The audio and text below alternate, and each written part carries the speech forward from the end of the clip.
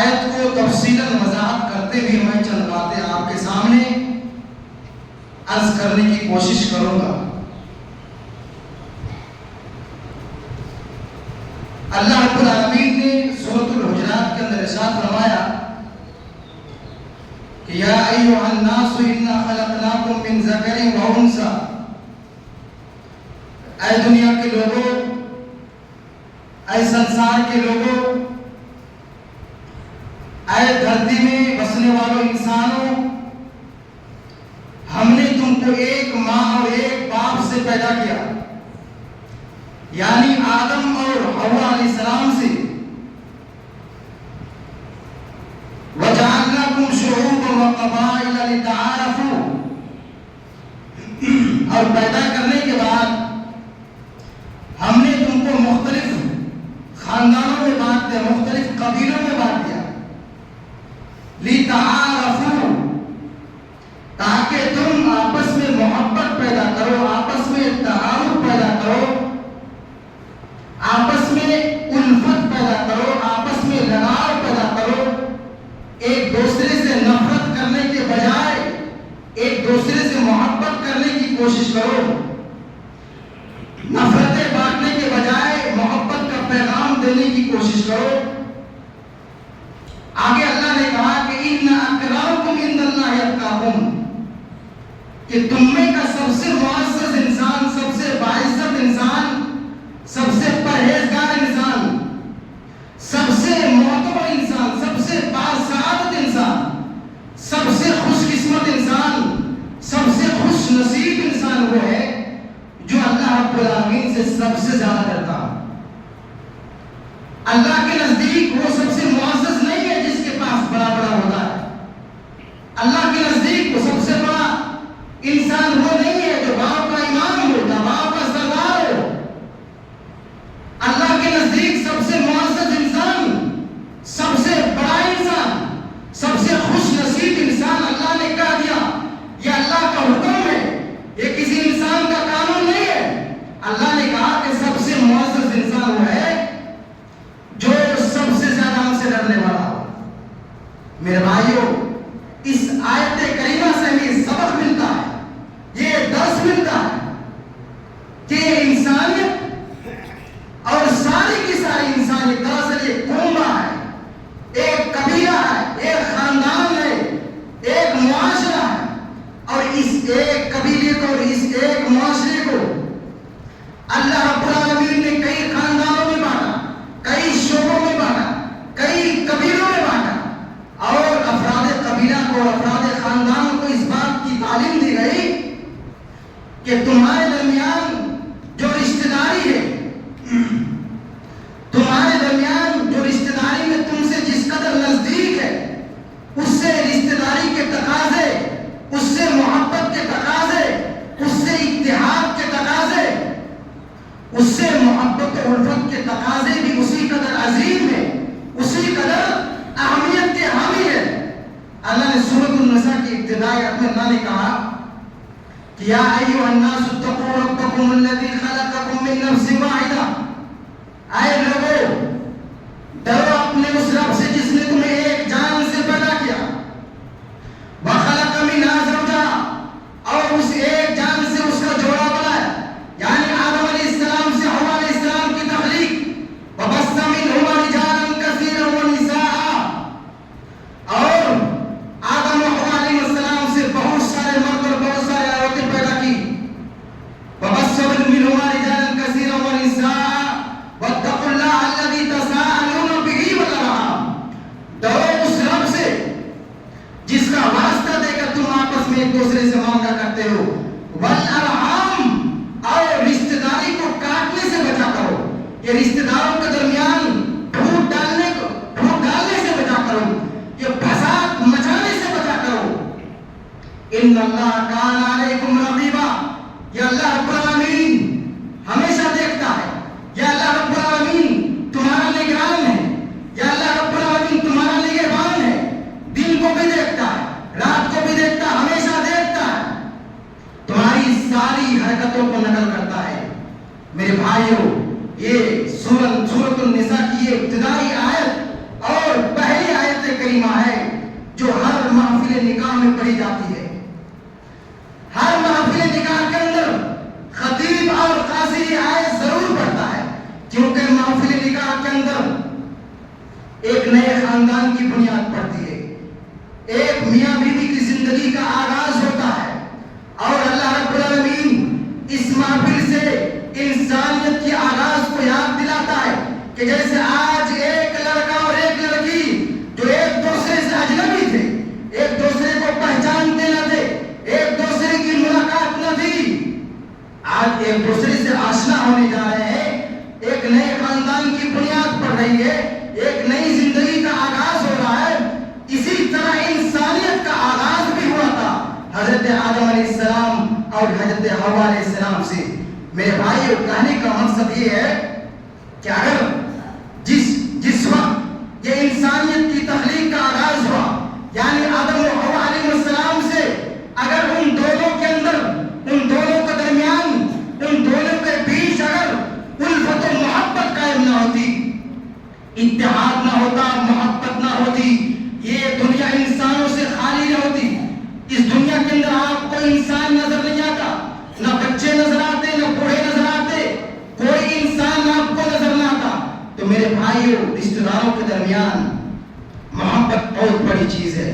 اسی لیے اللہ نے کہا، اسی مناسبت سے اللہ تعالیٰ کہتا ہے کہ وَاتَّقُوا اللَّهَ الَّذِي تَسَاءَلُونَ بِهِ وَالْأَرْحَامَ، کہ دونوں طرفین کو تلقین کی جا رہی ہے.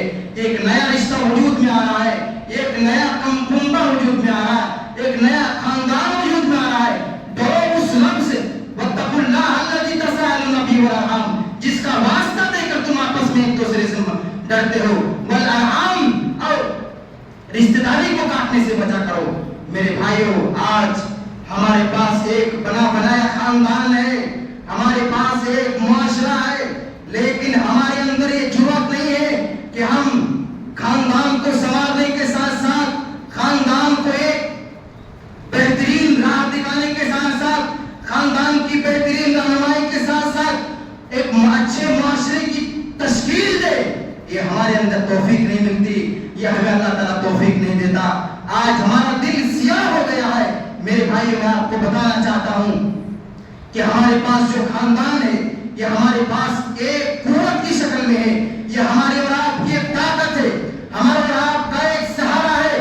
جب چوراہے پہ کوئی کام نہیں آتا، ہمارے اوپر ظلم ہوتا ہے، ہمارے اوپر جبر ہوتا ہے، ہمارے اوپر زیادتی ہوتی ہے، آپ کے خاندان کا کوئی فرد، آپ کے خاندان کا کوئی جرأت مند آدمی، آپ کے خاندان کا کوئی بہادر انسان، آپ کے خاندان کا کوئی طاقتور انسان وہاں کام آتا ہے. اس لیے خاندانی طاقتیں ہیں، یہ خاندان ہماری اور آپ کی ایک طاقت ہے، ایک سہارا ہے.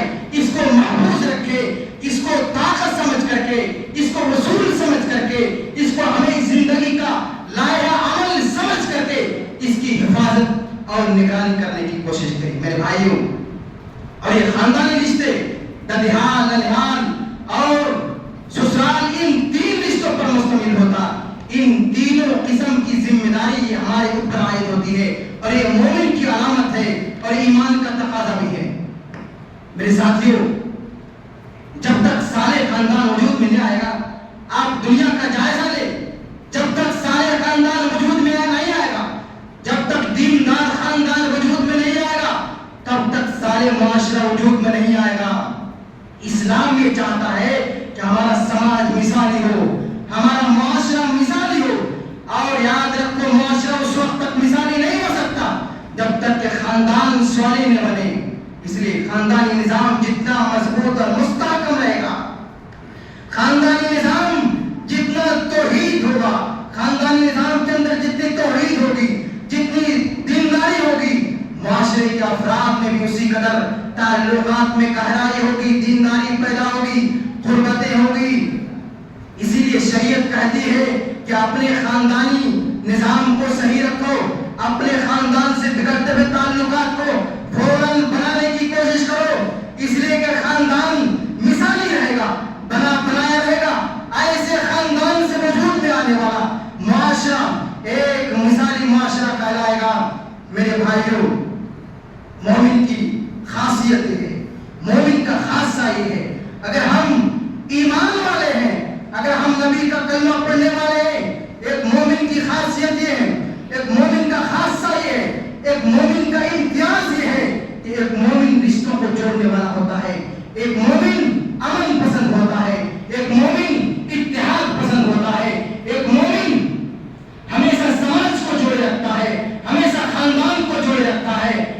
مومن رشتہ داری کی عظمت کو سمجھتا ہے.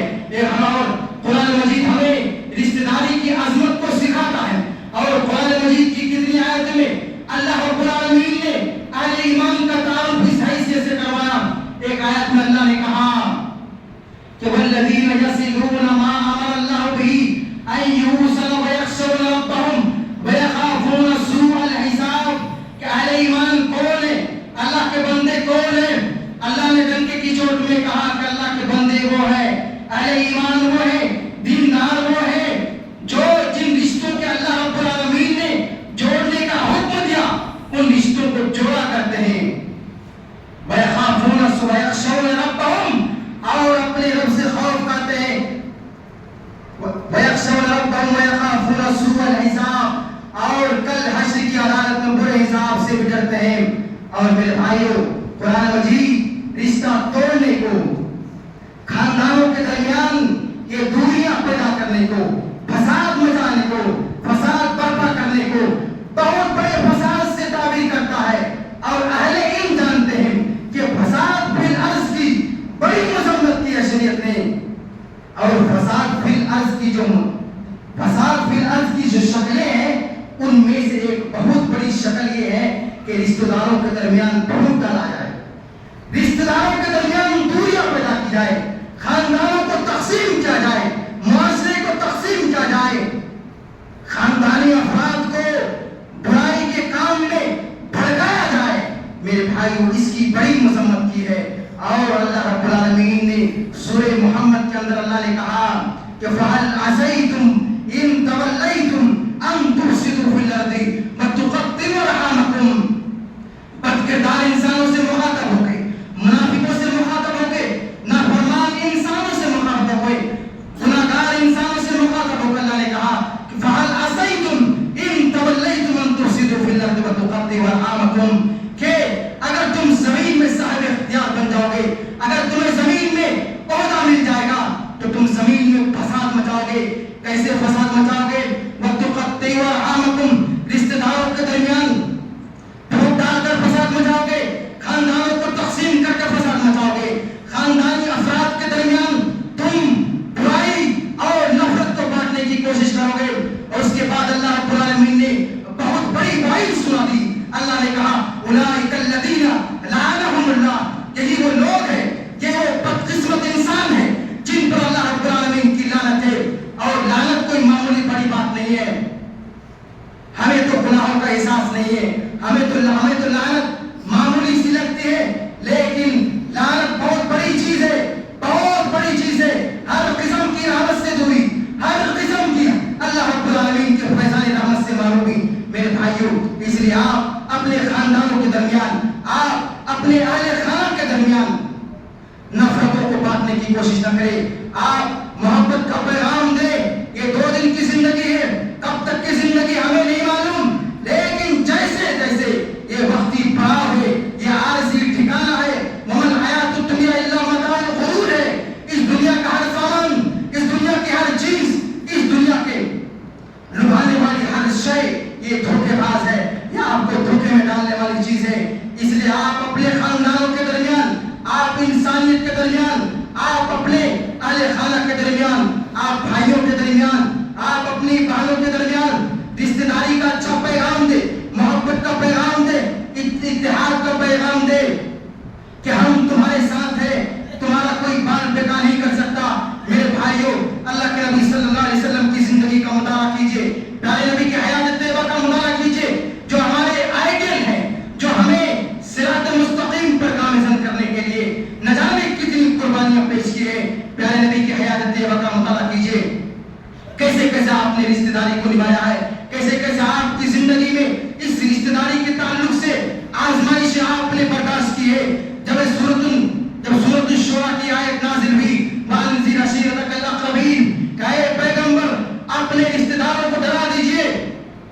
قریش کے کئی قبیلے تھے، ایک ایک قبیلے کا نام لے کر اللہ کے نبی نے کہا یا بنی لوئے، یا بنی عبد مناف. قریش کے کئی قبیلے تھے، سب کا نام لے کر آپ نے ایک نصیحت کی کہ انقذوا انفسکم من النار فإنی لا اغنی عنکم من اللہ شیئا.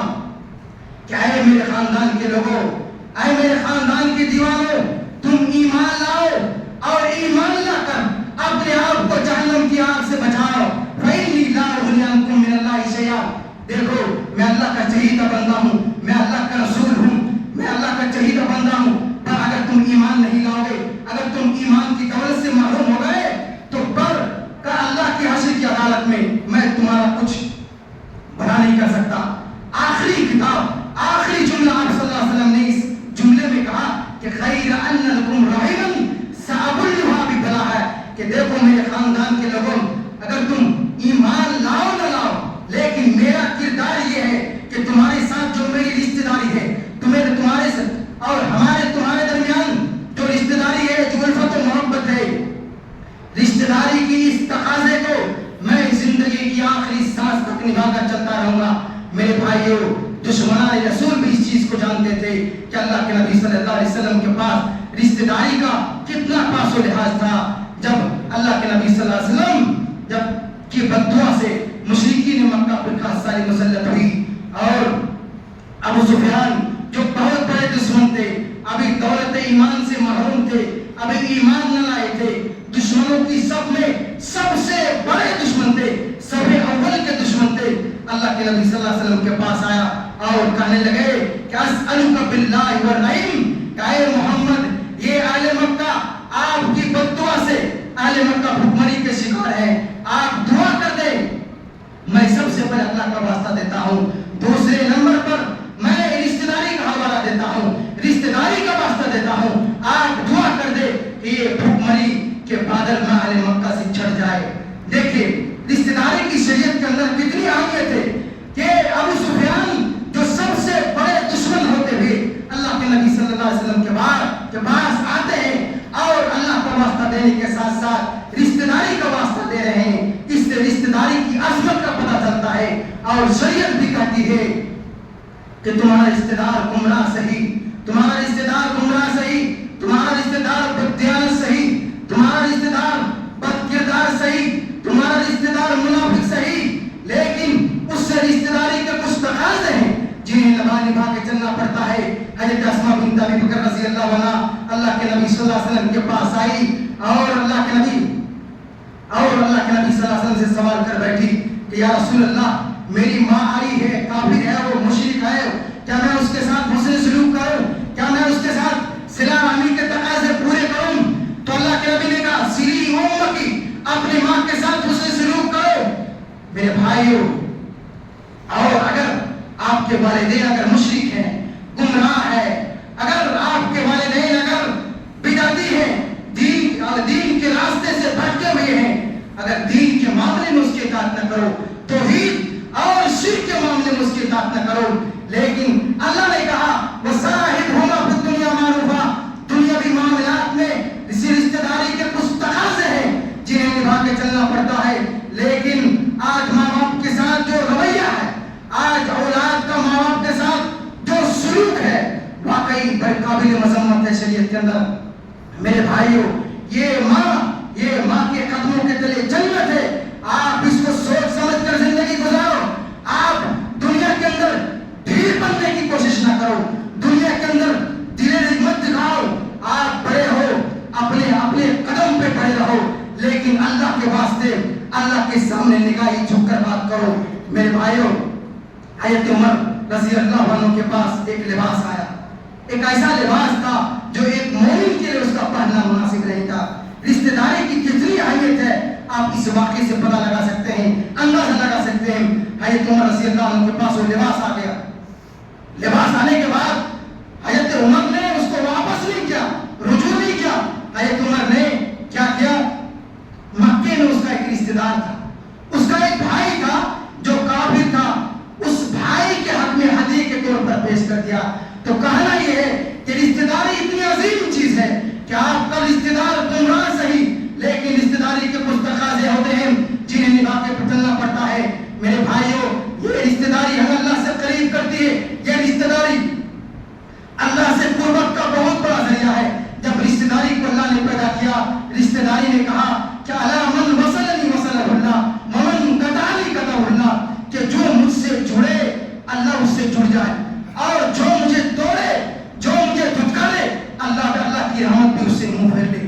میرے بھائیوں، یہ رشتہ داری، یہ خاندانوں کے ساتھ ہمارا اچھا سلوک، یہ خاندانوں کے ساتھ ہمارا اچھا رویہ، یہ اللہ کے ساتھ، یہ اللہ سے ہمیں قریب کرتی ہے، اور یہ دخول جنت کا بھی بہت بڑا ذریعہ ہے۔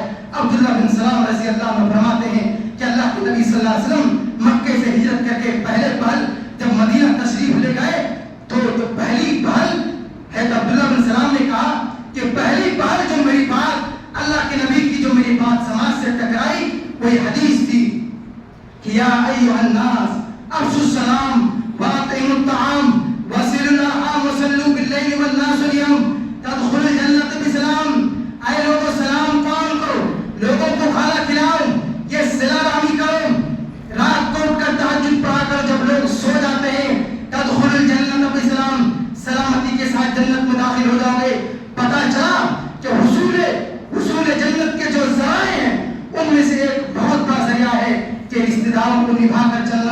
یہ میرے بھائیوں یہ رشتہ داری کی عظمت کو سمجھنا، رشتہ داروں کے ساتھ اچھا سلوک کرنا، یہ اللہ کے نبی نے کہا کہ عمر میں برکت کا ذریعہ ہے، رزق میں کشادگی کا ذریعہ ہے۔ اللہ کے نبی نے کہا من احب ان یبسط له فی رزقہ وینسع له فی اثرہ فلیصل رحمہ، کہ جو شخص یہ چاہتا ہو کہ اس کی رزق میں برکت ہو، اس کی عمر میں برکت ہو، اسے چاہیے کہ صلہ رحمی کرے۔ میرے بھائیوں آج ہم رزق کے معاملے میں کتنا پریشان ہیں، رزق میں برکت نہیں ہے، رزق کے دروازے ہمارے سامنے بند نظر آتے ہیں۔ ان جیسے معاملات میں ہم عموماً ایسے مسائل جب ہمارے سامنے پیش آتے ہیں تو ہم ان کے مادی اسباب پر ہم زیادہ غور کرتے ہیں، ان کے مادی پہلو ہی ہماری نظروں کے سامنے ہوتے ہیں، لیکن ان مادی اسباب سے بڑھ کر ان جیسے معنوی اسباب کو بڑا عمل دخل ہوتا ہے۔ میرے بھائیوں یہ صلہ رحمی کرنا، رشتہ داروں کے ساتھ اچھا سلوک کرنا، رشتہ داروں کو محبت کا پیغام دینا، یہ رشتہ داروں سے نفرت کو اٹھانا، یہ ایمان کی علامت ہے۔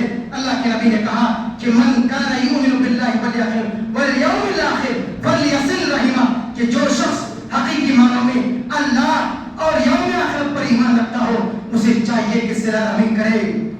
میرے بھائیوں آج ضرورت ہے ایسے لوگوں کی، آج ہمیں ضرورت ہے ایسے لوگوں کی جو ٹوٹے ہوئے رشتوں کو جوڑے، جو ٹوٹے ہوئے دلوں کو جوڑے، جو ٹوٹے ہوئے جو نفرتوں کو بانٹنے کی بجائے جو محبت کا پیغام دے۔